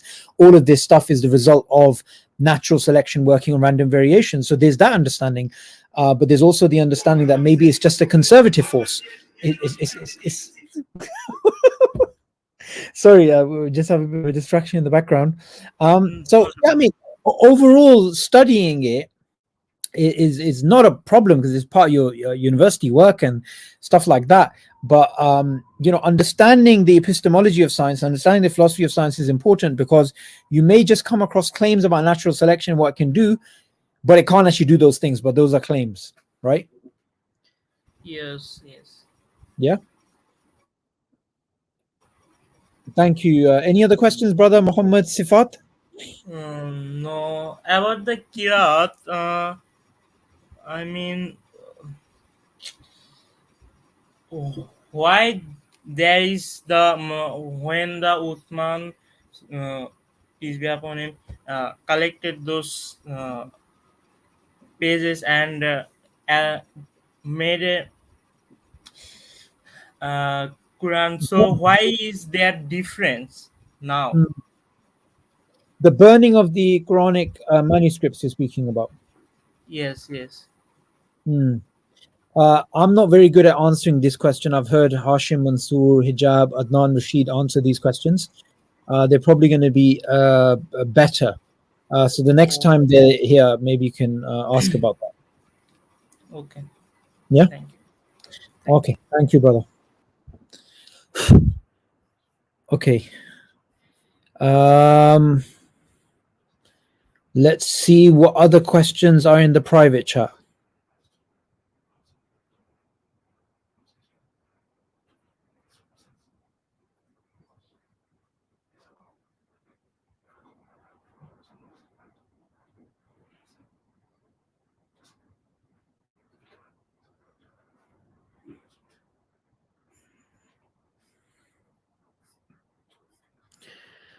You see, some of the questions are like, you know, they're not really related, like about mental health and faith. Marwan, you have a very good question. Can you switch on your camera so I know you're a real person before I can bring you on? There you are. You got a handsome looking brother there, man. You got a nice little beard as well. And you have to keep your camera on, man. I wanna talk to you a person. Come on, switch on your camera and I'll add you.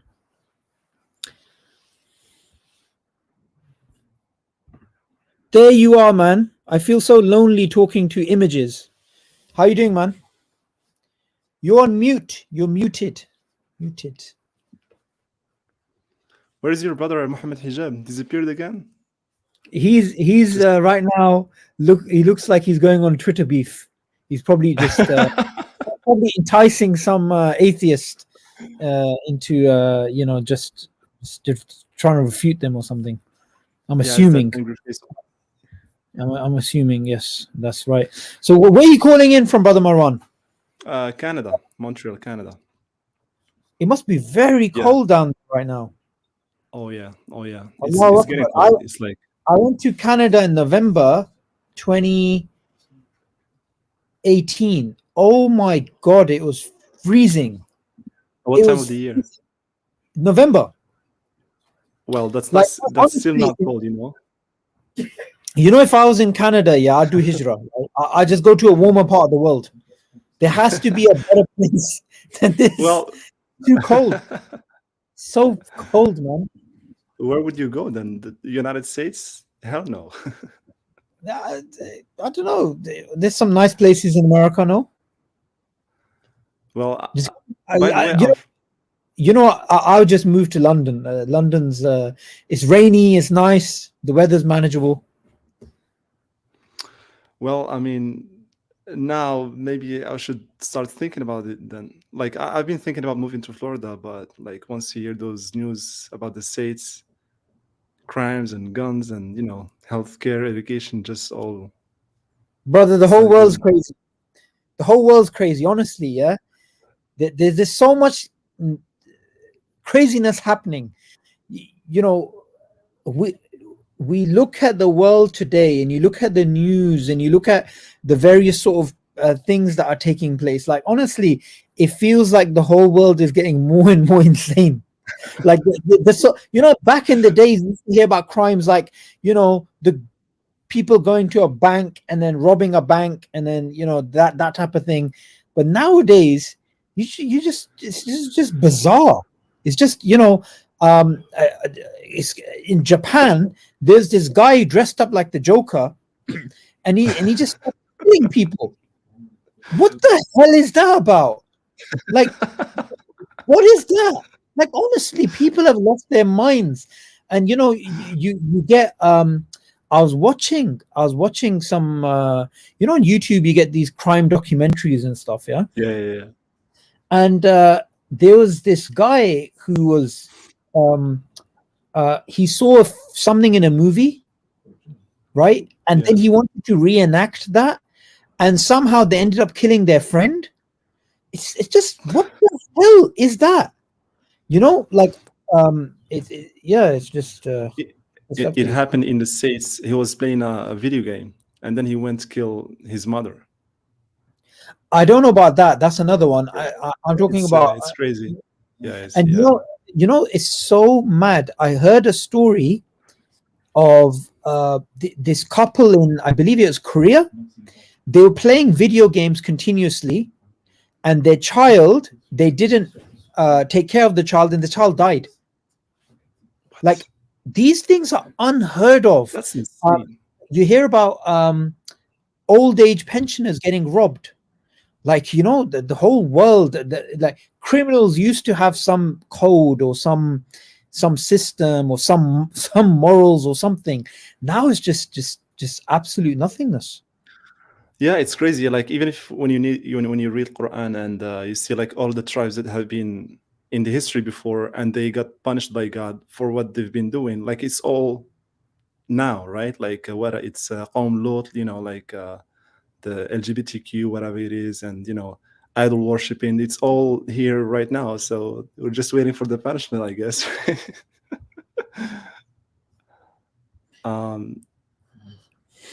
It's just well, I mean, if you show me one place in the world, at least, like, for example, here in Canada or in Montreal, I can go out Saturday night, 2 a.m., right, walking downtown. People are drinking, smoking. You can walk just through them, and nobody's gonna talk to you. That's what I like, to be honest, about just the safety, the security. That's really what I like about this place. Otherwise, it is cold. So I can't have it all, right? You had a question about deism, right? Yeah. So basically, my question was, would it be acceptable as an argument to use the dependency or the contingency argument to refute deism in a sense? So when we talk about contingent existence, for example, in this case, it's human beings. So the only explanation for human beings, which manifests as who I am, or how can I have an optimized life, the answers to this question must be related to the explanation of the dependency between this contingent being, which is human beings, with the necessary being. And you cannot answer those questions if you don't really understand its dependency. And the only way to understand its dependency, there must be a relationship between the necessary being and the contingent being, and you must also understand the necessary being. So, for example, deism, it says basically, well, God exists. Okay, I agree with you. There's this necessary being. I agree with you. It's fine. But, he just created us and we're just here and he's there and that's it. But the thing is, you cannot understand what your life is about or who you are or how you can have, for example, if you have a company, right? And you want to optimize this company to the next level, you want to just scale it, right? Well, if you don't understand the dependency of this company, what it's about, then you cannot scale it, right? And for example, the easiest example is that if you want to scale a company, you need to understand your customers. You really must have like a perfect idea about who your customers are. In the same sense, if you want to optimize the human life, then you need to understand the dependency that the human life depends on, which is eventually the necessary being. And if you don't have this perfect understanding of what this necessary being is, then there is no way you can explain what the human life is about. So that kind of a like refutes in a way deism. And the thing, what I like about this is when you speak with an atheist, like you can get into a point where they agree there's a necessary being, but they will just say, okay, agree, whatever, fine, I agree with you, I'm just gonna go home. But when you add this little, this dependency between the contingent being and the necessary being, just you kind of put them in a spot where you're kind of telling them, if you really want to understand what you're about, what your life about, and you want to be fulfilled as a human being and you want to live happily and everything, then you have no other choice than to understand the dependency that you actually have with the necessary being, right? So that's pretty much the. I'm not sure if I. I got it. Yeah. I think that's the argument against deism. I'd also say there's a paper written by Brother Bassam Zawadi on deism on academia.edu. Check that paper out. That's the best thing I've seen on deism. Yeah, because usually when you speak with an atheist and you get to the point where you prove to them there is the necessary being, then the only way to get from necessary being to God, then you have to talk about consciousness, free will, knowledge, all powerful, everything, and just the consciousness topic itself. You can't go directly to revelation. Okay. You can't say, well, you believe in a necessary being, and the Quran speaks about traits of God, and you can just go into why we believe the Quran. We obviously go through God's existence, oneness, revelation, prophethood, the GORAP methodology of the foundations, but sometimes you don't have to put it in that particular order. You can go straight to prophethood, right? Because it's at the end of the day, we're not there to call people to an abstract concept of God. We're calling people to the real God, Allah. We're calling people to the worship of their creator. It's just using the line of argument that you used. I see why you did it, but there's other ways of beating deism. It's not just about doing it through logic, right? And necessarily breaking it down. You can't just go straight to this. I'm going to go to the next questioner, if you don't mind, brother, because there's a few people waiting, and I think we'll come to the end, inshallah. But Jazakallah khair for joining us. Barakallahu fik, brother Sabur. Barakallahu fik. Assalamu alaikum. Wa alaikum salam. So, brother Abdurrahman Abdul Qadir. Abdul Qadir. Now I see you. How are you doing, brother? I'm doing good, alhamdulillah. And yourself? I'm good. You said you're from So I am a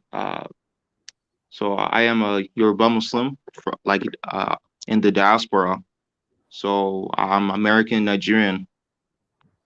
Okay, mashallah. I've been to Lagos, so that's where The Yoruba people are. I went to the Hausa region in the north, Abuja as well.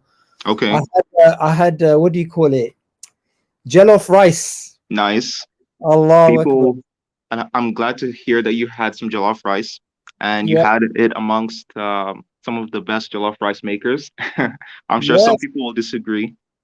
No, well, the only place I've had it is Nigeria, Okay. and there's a local imam here, not too far from the office, Imam Mustafa. So he runs this masjid called Hazdan Ummah, and he's Yoruba himself.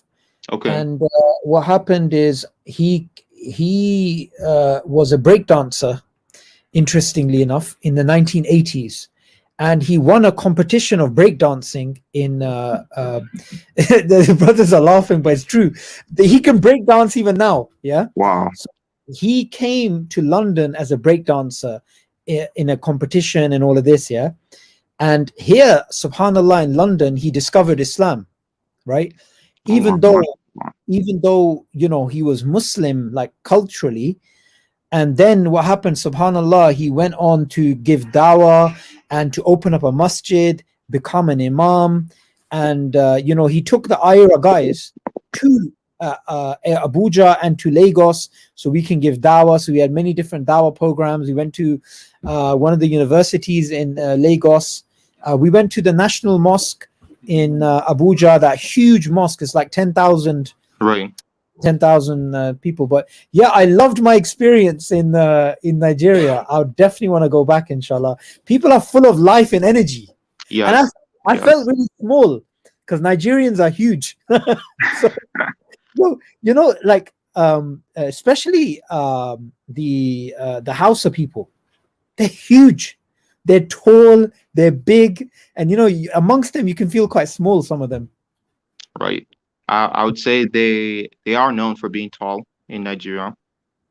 So yeah, no, very, very interesting, lovely country.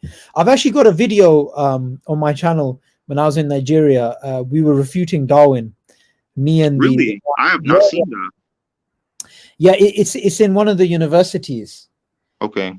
Yeah, because Darwin said some racist things against Africans. Right. So I thought, what better place to refute Darwin than Nigeria? Wow. So yeah, you made a good video there. But anyway, I'll definitely take a look at that after, inshallah. All right. So I forgot what it's called, but yeah, it's there. I've seen Brother Muhammad Hijab a few times mention that despite Nigeria having many Muslims, so Nigeria is about 50% Muslim, 50% Christian. He mentioned that the Yoruba and Igbo people in Nigeria have not been, I guess, very susceptible or accepting of Islamic dawah. So I was curious, perhaps where he might have seen this in a study or just from perhaps anecdotes of others.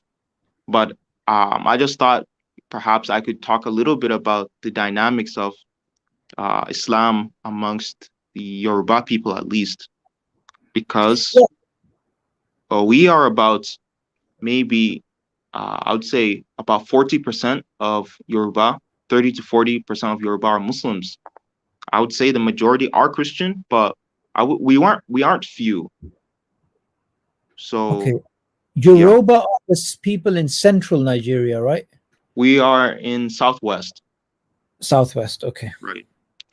So you could say the further north in this region you go, it becomes more Muslim.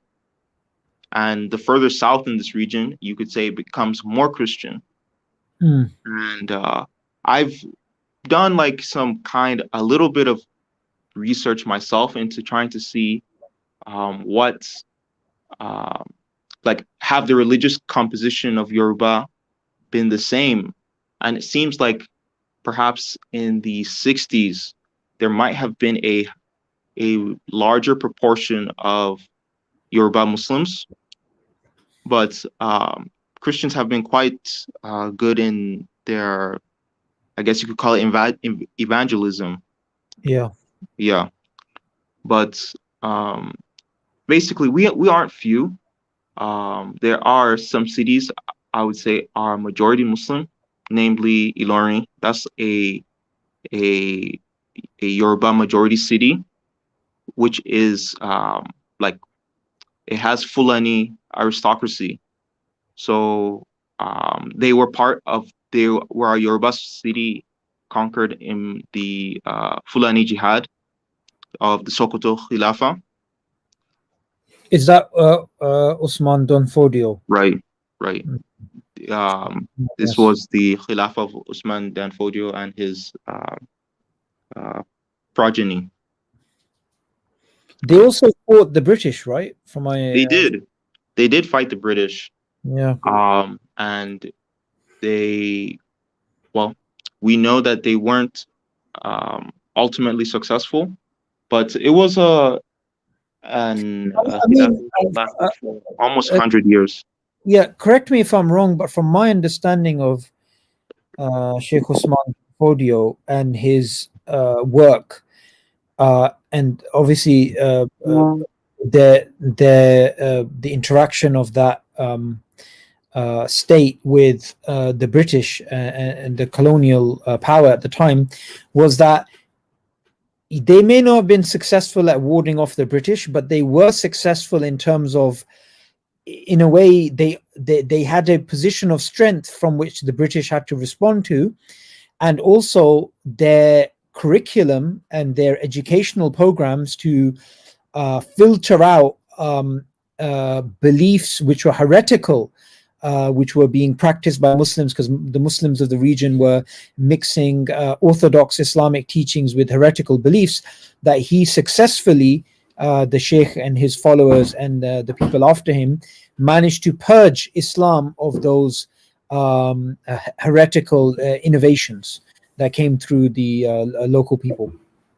So from my understanding, that was a very successful project from a sociological perspective. Yes, I would definitely agree.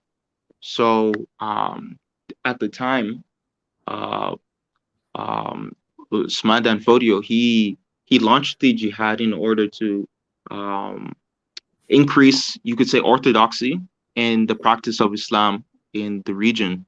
So there were actually a lot of like Muslim rulers, each ruling their own individual city states, but they had been mixing, you could say, like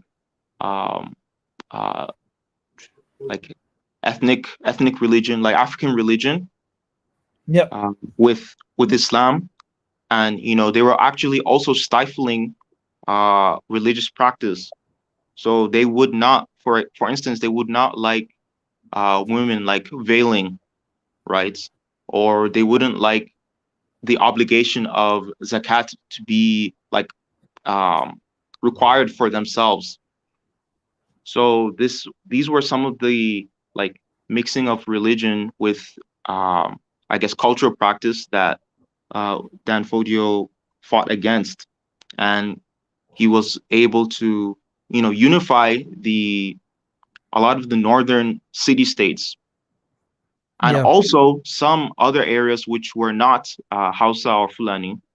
So like I mentioned before, there is the city of Ilorin, which is a Yoruba city, and this you could say, is one of the most like, it's a place of Islamic scholarship among the Yoruba people, and also this also extended into northern Cameroon and the Fulani there, because the Fulani spread all across the west. Right. Yeah, and Alhamdulillah, one thing which, and sorry to interject, but I'm very passionate about this history, is that the Fulanis, despite evangelical efforts, refused outright, despite everything, to accept Christianity, because they had a very strong, identity of being Muslims. So yeah, that's a takeaway for the parts of Africa which were very successful in defending against these colonizers and missionaries that worked together to try and make Africa, in essence, a colonial project. We have to remember that the missionaries were working with the colonial powers. They were, the way that it was understood, not only in India, but also in Africa and other parts of the world, is that the best subjects for the British and for the other colonial powers would be Christian subjects, which is why they tried to spread Christianity where they went. Yes, absolutely.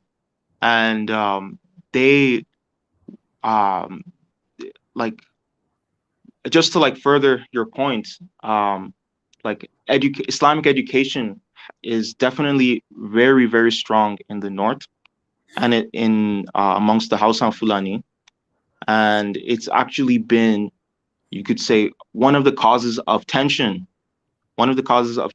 between Christians and Muslims in Nigeria. So I this is actually something I've seen myself within my own family. And Why would it be a point of contention? So education in Nigeria is, you could say, it's very, very strongly correlated with Christianity. So a lot of Muslims have a lot of hesitancy towards their children going towards certain like educational institutions for fear of their children becoming Christian. Yeah. Right. So this is Well, actually, sorry to interject there, but there's a reason for that, which is that these missionaries were using schools in a way to lure Muslim children away from the beliefs of their parents, and we know that this has taken place in Malawi, in yes. Many other places. In particular, Malawi was a particularly successful, from their perspective, way of doing things. And also something similar happened in India, where the Deobandi movement, which today is well known, why it came about is because the British were using the schooling system to secularize the Indian Muslims. So it's and I'm sure you know this, but it's good for the viewers to know. It wasn't to do with education as much Right. as it was to do with indoctrination, because Right. education was used as a veneer to actually indoctrinate Muslims into liberalism, Christianity, and accepting enlightened values, which were going to make them not enlightened but subservient to the colonial powers. A lot of this history is very interesting. How intelligent these Europeans were in terms of the long-term vision of creating, yes men and conformity within these territories.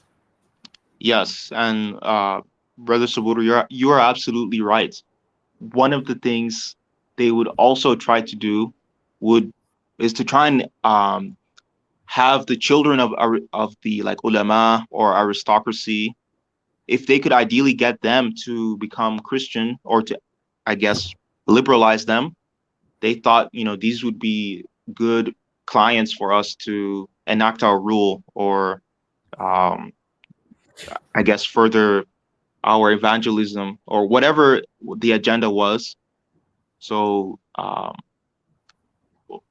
ulama in particular were very, very hesitant towards any efforts that the British would try and make. So Absolutely. yeah. Absolutely. So, brother Abdurrahman, I think we're going to end the session here because it's about 1:30 here. So we're going to head off home. But it's really nice speaking to you, and do join us again, inshallah. Inshallah. Thank you for having me. Jazakallah khair. Assalamu alaikum. Hijab, come give the people some words before we talk about your Super Saiyan.